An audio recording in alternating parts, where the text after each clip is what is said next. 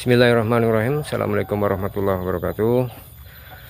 Sedulur ternak sekalian seluruh Indonesia, pagi ini kita akan bertugas mengadakan PKB atau pemeriksaan kebuntingan di Desa Gebang Kulon, daerah Wonogiri.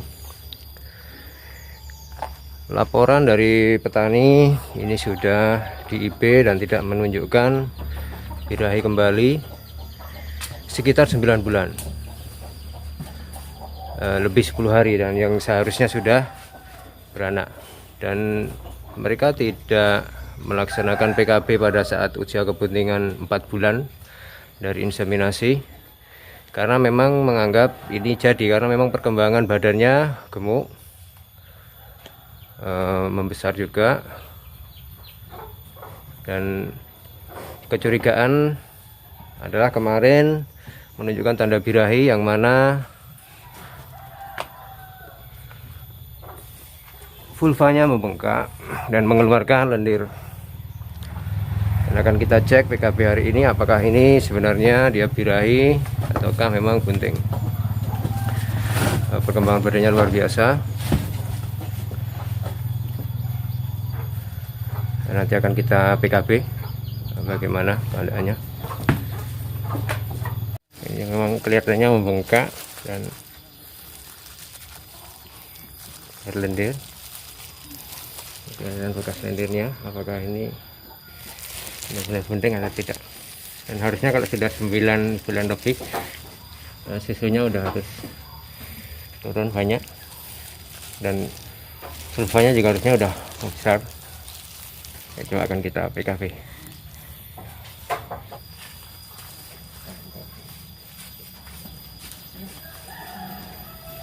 Servisnya membesar, kita urut di servisnya.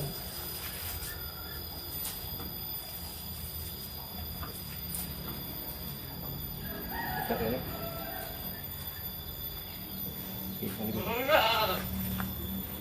Dan berlendir, jadi ini posisinya kosong dan berlendir, jadi ini birahi. Dan karena ini sudah mendekati ovulasi, karena dari kemarin birahinya sudah 24 jam lebih, dan kita inseminasi.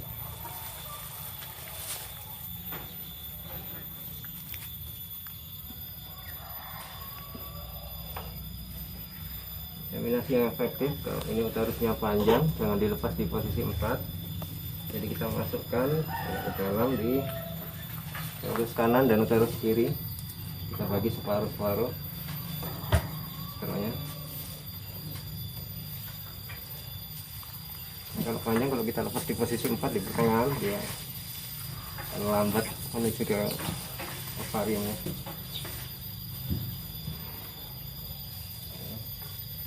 Jadi ya,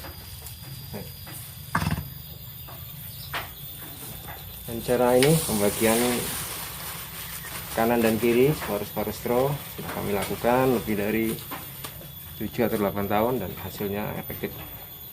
Asal kita IB-nya adalah mengetahui fisiologi dari sapi, dan masing-masing sapi itu berbeda. Ada yang 1 hari, ada yang 2 hari, ada yang sampai 5 hari. Kita ikuti sampai lendirnya kering ini dan tidak lagi mengucur, basah. Kita IB dan kita edukasi ke petaninya supaya bisa membantu memperhatikan birahinya. Jadi kalau sudah agak reda, baru kita janjian untuk eksekusi IB. Mungkin akan timbul pertanyaan, kenapa setelah di IB dia tenang, kemudian perkembangannya badannya bagus seperti bunting, dan setiap 21 hari atau setiap siklus tidak menunjukkan tanda birahi. Kemungkinannya adalah sapi ini mengalami bunting semu. Jadi sebenarnya saat kita IB dengan cara yang benar, mengikuti fisiologinya, jadi kita IB setelah tenang birahinya, mendekati ovulasi, sebenarnya dia terjadi pembuahan. Akan tetapi karena suatu hal, bisa karena pedetnya ini masih menyusu atau faktor yang lain, kekurangan nutrisi dari pakan, maka zigotnya mati di dalam. Dan sapi ini otaknya menangkap kalau kandungannya isi, maka dia akan merespon kalau dia hamil. Maka semua hormon-hormon kehamilannya akan bekerja dan menyebabkan juga pertumbuhan badannya bagus, klimis, gemuk, dan lain sebagainya. Tetapi di dalam kandungannya hanya berisi seperti gumpalan darah atau zigot yang mati. Dan kemudian 21 hari berikut berulang siklusnya tidak menunjukkan tanda birahi, dan petani sudah tenang hingga sampai ditunggu 9 bulan 10 hari atau 10 bulan. Dan kemudian seperti ini muncul tanda birahi, baru kebingungan. Dan akhirnya harus kita periksa dengan teliti. Dan tadi setelah kita periksa teliti ternyata memang birahi dan kandungannya kosong, jadi kita IP saja. Dan dari pelajaran ini justru kita akan mendapat banyak manfaat. Pentingnya pemisahan bedet di usia 4 bulan. Pisah, kita beri palang, jadi benar-benar terpisah jauh, sehingga induknya ini akan bisa tenang dalam menghadapi kebuntingan berikutnya. Jadi kita bisa uber untuk produksi setiap tahun 1 bedet. Dan memang di kalangan petani sangat susah untuk mengedukasi petani, terutama yang sudah sepuh, untuk mau memisah bedetnya di usia 4 bulan. Dengan satu dan lain hal, dan itu kita harus pandai-pandai memberikan edukasi. Dan pengalaman seperti ini nanti supaya diberitahukan kepada tetangga-tetangga, sesama peternak, kawan-kawan peternak, supaya nantinya bisa tertib. Jadi kita bisa mengubah produksi 1 tahun 1 bedet lebih cepat. Dan mungkin informasi ini monggo silakan di share, mudah-mudahan bermanfaat untuk kebaikan kita bersama.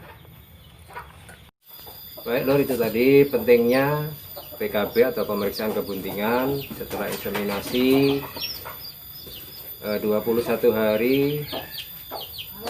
Kita amati adakah tanda birahi lagi. Jika tidak ada, sapi mulai tenang, maka diperlukan pemeriksaan kebuntingan di usia 4 bulan.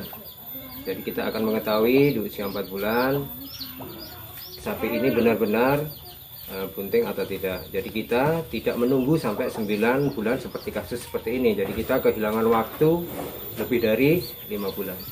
Jika saat 4 bulan sudah kita PKB dan hasilnya kosong, maka kita bisa lakukan tindakan supaya dia bisa birahi kembali, dan juga petaninya akan mengamati birahinya, lalu kita segera bisa inseminasi kembali.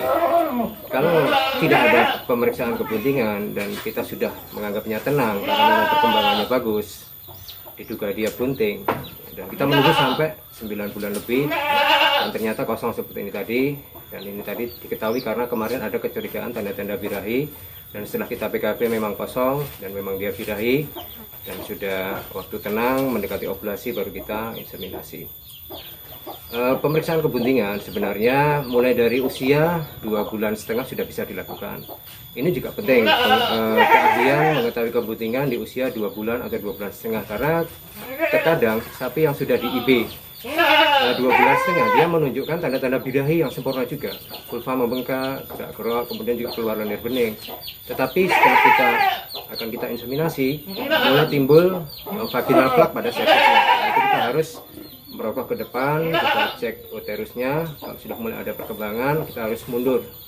Kemungkinan tanda birahi itu adalah dari 2 kandungan ini, yang satu terisi, yang satunya kosong, dan dia menunjukkan gejala birahi. Dan itulah yang membuat tanda-tanda birahi pada sapi yang sebenarnya penting. Saat 3 bulan, maka 2 uterus yang seperti ini, Bicornia compactus, menjadi 2, dia akan menyatu sebesar ini. Tetapi kalau kita agak tekan, belum ada muncul seperti tulang belulang, itu masih 3 bulan. Kalau sudah sebesar ini, agak besar sedikit, dia mulai ditekan, mulai muncul tulang belulang, itu 4 bulan. Dan 5 bulan dia akan jatuh ke bawah, cervixnya membesar, menggantung, dan dia ada di bawah, dan itu membutuhkan jangkauan yang panjang. Dan jika itu memang kita tangannya pendek, sapinya besar sekali, menggantung di bawah, dan tidak sampai kita cukup meraba cervix yang membesar dan menggantung. Usia 6 bulan dia akan mulai naik, kita sudah meraba, kepala sudah besar. 7 bulan dia sudah mulai naik lagi, besar sekali. 8 bulan posisinya sama, 7 bulan hampir sama, hanya perbedaannya di 8 bulan susunya, ambingnya sudah akan mulai terisi. Kemudian di 9 bulan ambing sudah akan penuh dan mendekati kelahiran, di purpanya akan mengeluarkan lendir putih kental memanjang, dan kita sudah mulai persiapan kelahiran. Kita buatkan kandang sendiri, kemudian kita lepas saja biar dia bisa berjalan, menguatkan otot-otot vaginalnya agar untuk menghindari prolapsus. Dan kita juga harus mengadakan pengamatan. Jika sudah mulai muncul kaki, kita bantu untuk menarik dan memberikan bantuan kelahiran, memanggil mantri supaya nanti bisa diadakan pelayanan postpartus. Demikian Lur, pentingnya PKB bagi kita semua supaya kita bisa menyingkat waktu untuk memproduksi pedet, dan kita juga bisa mengubur untuk 1 tahun 1 kelahiran dengan teknik yang ada. Semoga ini bermanfaat bagi kita semua. Assalamualaikum warahmatullahi wabarakatuh.